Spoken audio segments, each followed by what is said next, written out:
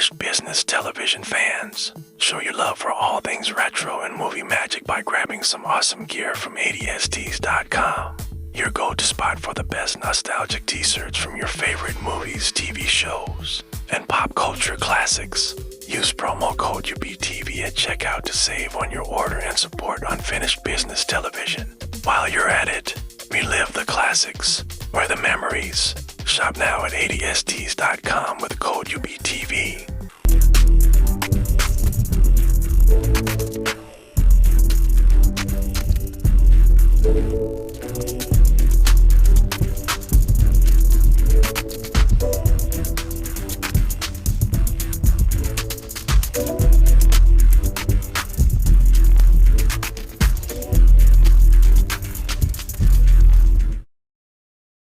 You enrolled in high school. 20th Century Fox presents Do you remember high school? a story about getting a second chance What's up, girlfriend? to make a first impression. I'm not Josie Grossi anymore! Drew Barrymore, Guy is totally crunching on you. Never been kissed. Do I want to be crunched? Oh, yeah. Rated PG-13. April 9th, only in theaters. Hey, folks, we're back with another episode of Unfinished Business Television Deep Dive. I am your host, Jeff Galshaw, Unfinished B1 Online. And with me, as always, is my co-host, Andre Joseph of AJ Epics Productions. The movie that taught America that you don't wear white jeans after 1983. Well, originally was supposed to be just Labor Day, but this episode, we are talking about the Drew Barrymore movie, the classic, to end the year on in spectacular but yet happy fashion. Never Been Kissed, the romantic comedy classic of 1999. Now, in this movie, Drew Barrymore plays a copy editor who wants to be a reporter, so she's given the job of going undercover at a high school to get the 411. So basically, what Cameron Crowe did for Fast Times at Ridgemont High, only in movie form. And while there, of course, she falls in love with the teacher, but at first, she's down with the dorks or the nerds, but is forced to be down with the cool girls and can't seem to get into their circle until her brother decides to also go back to high school to hopefully start his sports career that was cut short because he got mono. Okay. And he is instantly cool, so he then makes her cool. Yeah, okay. You know the premise. It's silly, but it works, okay? Now, I saw this movie. I used to work at a movie theater, and I remember seeing this movie many times. And it is a comfort movie, even though even now when I watch it, it seems a little outdated by now. I mean, come on, it's 26 years old. It's a guilty pleasure. I remember this was one of those movies that I watched, one of the first movies I watched be put together through social media, I guess you could say. Because I remember that was when, you had Dark Horizons and all these sites just starting. So you get the casting notices. And since, I knew who some of these actresses were, I was like, Jessica Alba from Flipper is going to be in this movie. David Arquette, Lily Sobieski, and so I got excited, and Michael Vartan makes a perfectly good romantic lead here. Kind of bland, but it's good. This was actually the first time I saw John McKinley in a comedic role. I was shocked because, before this, it was all drama. So, like, seeing him in a comedy, I was just like, and he doesn't do anything particularly funny, nor is he as goofy as in his future comedy roles. But, I mean, I just like this because now this film is an all-star. Because this was James Franco's first movie. You have Octavia Spencer, who has two Yeah. lines in this whole film. Molly Shannon, again, Michael Vartan. For those of you who are around my age and remember Jeremy Jordan, the singer, is Mm. he's the love interest, even though he's 2 years older than Drew Barrymore in real life. Um, you have Jordan Ladd, Marley Shelton. For those of you who don't know Marley Shelton, she's probably what Sydney Sweeney would have eventually become if she wouldn't have gotten the big push. It's, trying to think of, there's so many people in this movie. Gary Marshall yelling as always. Um, Adam Sandler's friend. It's, Jonathan Logarin is in Yeah. this. Chris Williams, he's the guy Oh in the yeah, car. which was that his real hair or wig? And Good question. I don't know. yeah, he's oddly there as the guy in the van who has wine glasses in there for okay. Giuseppe Andrews as one of the other nerds. I think this might have been one of Lily Sobieski's last big roles in a movie. And she was originally called in to be Kirsten, but she wanted to play something that was a little more challenging and different. And she got the character role of Aldous. Now, this film definitely has its problems because Drew Barrymore does not look like a high school student. But at least watching it now, I can understand because if now this is a makeup trick. If you watch most of the film, whenever she's Josie, the 25-year-old, she has her eyebrows bleached so that it looks like she barely has any. And even though and it makes her look older than 25 for some odd reason, but then when she becomes cool, all of a sudden her eyebrows are defined, so at least she looks a little bit better. This is also where Drew Barrymore started this kind of goofy screwball type of comedy type roles. And this is the first production of her Flower Pictures productions. um, it's directed by Raja Gosnell, who went on to do the Scooby Doo movies, and Big Mama's House, for those of you out there. And the man never met a franchise he didn't like because he did the original Smurfs movies from the 2000s too. Andre, how were you introduced to this film? And So I'd seen the trailers when it was coming out. It was not a movie that I was like really jumping to see, even though I liked Drew Barrymore and I had seen The Wedding Singer a year earlier. I saw this on an airplane going to San Francisco. So mm, my view of it, of course, was on that little small screen. And I liked it overall. I thought it was like a charming, warm, comfort, romantic comedy, but had enough in there that even like a guy like me that wasn't in any relationships could really enjoy it. One of the first things I'll say, I thought watching it that Marley Shelton was Heather Graham because the way I was watching on the screen and how small it was, I thought it was literally like Heather Graham's having a hot year with Austin this Powers. Now she's in this Drew Barrymore movie. It kind of makes sense to make her like a female villain. Now it's Marley Shelton, so the girls are fine in this. They're all pretty fine, especially Miss Alba. But this was before they really sexed up Jessica Alba. um, there really isn't anybody that I dislike. I mean, everybody, obviously, the ones that are setting up for Lily Sobieski to get the Carrie treatment, you're not supposed to like them at all. But in terms of like just acting wise, everybody is good. Everybody makes an impression, down to Molly Shannon, down to John C. Riley, even oh, David John Arquette. Riley, sorry. Yeah, no, I was gonna say like Wrong McGinley actor, wasn't. sorry. Is- um, yeah, David Arquette, he's also very good in it. You know, like he's the supportive brother, and I can see where there's a little bit of a dated thing with him, the girl that's trying to hit on him, and she's underage and he's overage, and they kind of play that up for a little bit. Um, One thing that I just learned recently that is a little bit creepy, but it's kind of harmless now when you think about it. When they filmed the big ending where Michael Vartan goes to the baseball field to kiss Josie, when they shot the scene, Drew Barrymore really, really kissed him. Like it was so passionate and he wasn't prepared for it that he got an erection. during that particular scene, and Okay. he was wearing very loose fitting slacks. So he thought it was going to be a disaster when they cut. So in a panic, he stopped the kiss and cold cut himself and bent over till the erection was gone. Okay, that was awkward that time on the set. Like, why is that dude bending over? He got diarrhea, bad gas. What the fuck?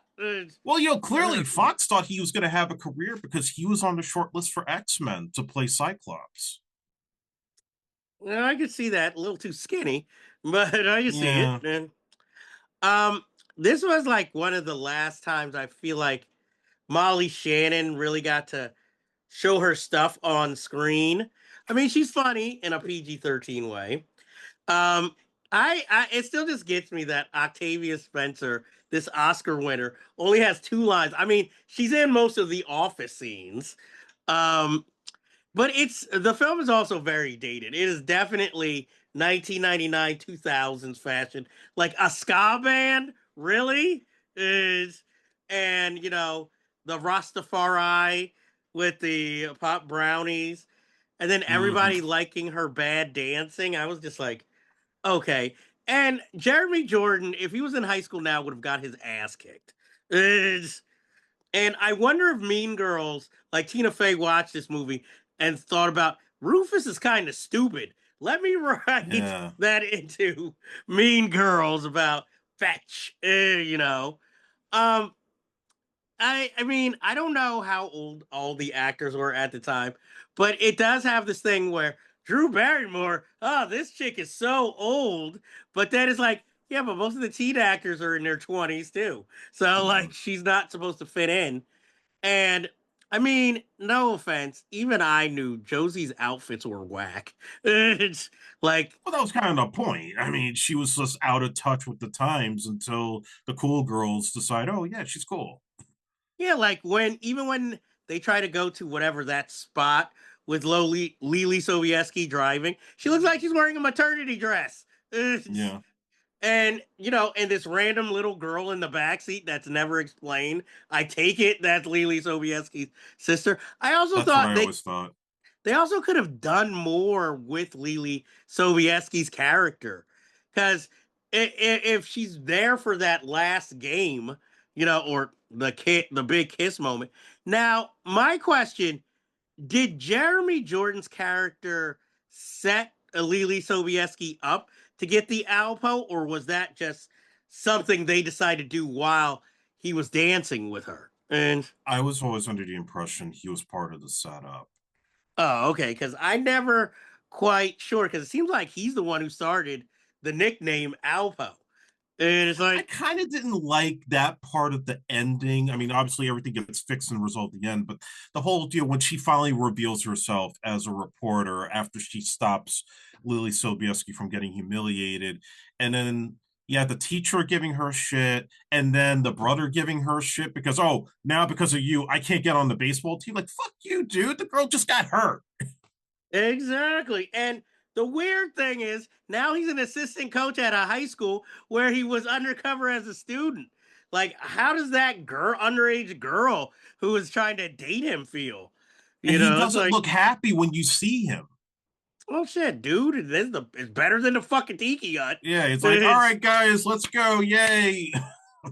I'm just like, this movie. Look, I never said you could take this film seriously, but it is something. It's a comfort movie. It's something you can Yeah. sit back. You don't trust me. You don't have to think watching this movie. And this is one of those movies that made me really start to admire Drew Barrymore. Because I'll admit, before I had a huge crush on her. I loved, Poison Ivy, but probably not for the right reasons. Hmm. Um, I loved Gun Crazy, with her in it. This was like, but that was like her sexy vamp period, you could Yeah. say. This was her growing into, I need to make an on screen presence that's going to last and performances that are going to get me far. So this was when all the celebrities were starting their production companies. So this was her first one. And then after this, Charlie's Angels. And that pretty much like cemented her career. and playing supporting roles in other romantic comedies. And trust me, this is the best out of her romantic comedies you're really going to get. I know everybody has a weakness for 50 First Dates and all that, but I mean, come on. This is, I mean, they're neck and neck. I personally like this one more. Maybe it's the throwback high school thing, even though, again, unbelievable as a high school student or as a 25-year-old at that point. Um, and also, this film has a really kick-ass soundtrack for the time. You got some REM, you got some Hole, you got, what was it? Dun, dun, dun, dun, dun. You got, God, now I can't think of their names. Me, Myself, and I, De La Soul. Yeah, so Yeah, so, I mean, got it all. You got prime Jessica Alba when she could act, mhm. and is quite the scene stealer, Jordan Ladd wearing a lot of tight outfits is uh John C. Riley in his first comedic role is on screen. Octavia Spencer, Sean Whalen from People Under the Stairs as her Yeah. assistant. Um, the late great Gary Marshall is doing his usual as a loud executive. And like I said, this movie's just charming. I definitely think this is a film. I don't think, is this unpopular? Or it's No, I mean she's done the Josie Grossi thing on her show and at the MTV Awards. There's a follow because I used to watch this a lot on HBO, because it was just one of those movies that you were bored on a Saturday with nothing to do. It was on, and I just, I kind of enjoyed it. And two, like you said, this was the period where she became America's sweetheart. She went through the child star phase, then the sort of the little girl lost phase. Then there was the wild child phase with like Poison Ivy, in which did the Amy Fisher story and Gun Crazy. Now this is the girl next door. This is somebody that you really care about, that you have a bit of a crush on, but is like safe, middle of the road. And the Wedding Singer was the start of that. oh yeah, I This forgot was about the like wedding. the coming out. This was like now she could draw on her own dime. And, it only lasted a couple of years, of course, because then films like Riding with Cars and Boys didn't quite bring the people in. But Nice otherwise, yeah, attempt. yeah, it was a nice attempt. And obviously, she brought us Donnie Darko, whether you love it or not. I know it's got a big cult following. But this was a movie that I really do think it hits the right notes. It's got solid performances all around, not just on her. And you really do care about the character. Who else has been in a situation where they would want to go back to high school and undo all the bullying and vitriol and be like one of the cool kids? That's true. I know that the one thing I wish they would have talked about, since they talked about, like, David Arquette's character with his underage girlfriend, Mr. Coulson, how come he never felt like a little guilty being attracted to a high school girl? And Yeah. they never really dealt with that drama. But then he gets to be all high and mighty, like, ah, how dare you be undercover? And, and no offense, his girlfriend was kind of a bitch. So she was never really competition. So it's You got know, all sex and intrigue. exactly. I'm just like, uh, I mean, Brad Renfro was up for this Yeah. movie, and Chloe Sevigny they wanted for Aldous. That would have been weird. Yeah. I guess they were like, "Hey, 5 years ago she was in Kids. She can still play a teenager." That would have been very interesting and weird in itself. And I know they wanted Eric Bogosian for John C. Riley's role. That's who I And figured he was up for. yeah, because I'm like, well, I don't think he's gonna be Mr. Coulson. Oh, hell no. I'd be like, wow, Josie's into really old dudes. That's the 1988 version. Yes, very intense old dudes. It's- I'm just like, okay, yeah, that unless he was gonna be, no, he would even be too young to play Gary Marshall's role. And Yeah, no. I'd be like, well, that's strange. And I now again, I know this is stupid. Can Mono shorten your high school baseball career? I've never heard of anybody going through mono and shortening any career. Yeah, it's like you couldn't have thought something like maybe he broke his leg or something. Like, not Yeah. mono, the kissing disease, bro. Is I have never heard of that being such a bad medical that has ended sports careers. So again, to each his own. Do you have a favorite scene of Never Been Kissed? Probably when she takes the ganja cake and goes nuts. That's probably the one part I could think of.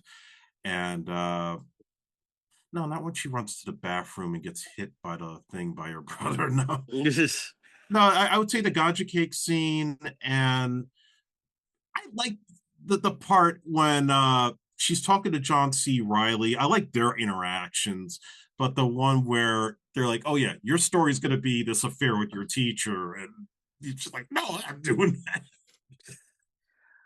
I think I liked the scene. I actually like Jessica Alba's improvs or whatever. She's like when it seems like Mr. Coulson isn't gonna be at the game, and she's like, "That is so wrong." You could just hear her say that. Or when the girls are all dressed up as Barbie, and she's like, "Nah, I'm Disco Barbie," and does the little dance. I thought that was hilarious. I like those little things, and I didn't know who James Franco was at the time, but upon rewatch, seeing him in certain scenes, and I'm just like, now this again was before he got canceled, and so I was like, oh man, and they didn't make him the Jeremy Jordan character, which was shocking. Um, and I think David Arquette is 4 years older than Drew Barrymore, but is playing the younger brother, and in this film, and I'm just like, look, everybody's age is all wild. The really cute thing I did like is during the credits showing the crew and the Mm. cast like their high school pictures. I thought that was very cute and cool. I feel This was like, kind of like a John Hughes throwback. well, interesting you say that because Raja Gosnell was John Hughes' editor. That's how he started Yeah, off he his did Home career. Alone and directed Home Mhm. Alone 3. And Only the Lonely for Chris Yes, Columbus. And so obviously a Chicago guy, I wonder if that has any reflection on why it was filmed there too. And I wouldn't be surprised. He probably paid a homage to him. yeah, because John C. Riley is from Chicago too. It's Mhm. luckily this film did not have Jimmy Fallon in it. It's since we're No. talking Boston. Now no, Ben Affleck's too old to play Mr. Coulson. I'm waiting. I'm sure there's only going to be a certain amount of time before they remake this for a teen audience. Under Disney, I wouldn't be And surprised. I feel like they're going to get some influencer to play the role. Ugh. I mean, not to go on a tirade here, but that's another problem. When they make these like movies for streaming, that's a remake or a sequel.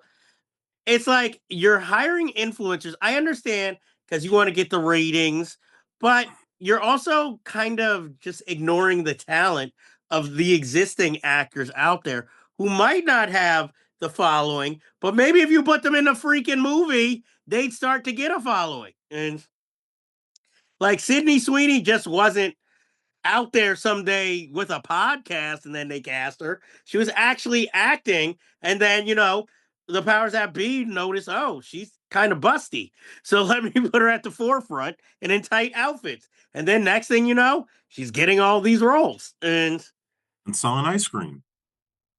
and jeans for white supremacists. So and waiting until her film's bomb to apologize. So but anyway, I mean, she could have always, if they ever make a sequel, she can always be in part two. And I mean, if Drew Barrymore didn't have a talk show, maybe she'd make, I guess, romantic comedies for the older folks. And She could probably transition into that if she really wanted to, but I think she's at the point with the kids and all that she's accomplished in this particular time in her life that the show gives her that flexibility to be a mom and talk to people and just have her personality out in the front and not have to stress about aging on screen or having to do any heavy stunts and things like that. I mean, I wouldn't mind seeing her do another movie with Sandler, but yeah, I think she's just happy where she is right now. As long as it's not of the quality of what was the one where they went to Africa? Blended, yeah, Yeah, that was a disaster. as long as it's not that quality, I will be happy. I mean, I'm always going to be a fan of Drew Barrymore. We literally grew up together. I've met her quite a few times and she's always been nice and polite. So I'm always rooting for her no matter what. Yeah. And as a friend of our former guest, Tamara Davis, and so I say if you haven't heard of this film, definitely go. If you're looking for something lightweight, fun, especially around the holidays, something that's going to put a smile on your face. And remember when John C. Riley used to be a dramatic actor doing Mm. comedy? Go see this film. Now I'm waiting for Sean Penn to be in a romantic comedy as somebody's boss. Let's be like, wow, that's an intense comedic performance, Ben. It's, I feel like if they wanted to make Dick Tracy now, he would have been a natural to play one of the villains with the prosthetics. Oh, And, yeah, he'd be you amazing. know, I'm like, we'll see. But that ends our business down here in the deep dive. Deep dive! But we always have more business to attend to. So we bid you adieu. If you like this review, please be sure to like and hit subscribe to be alerted to new episodes in the future.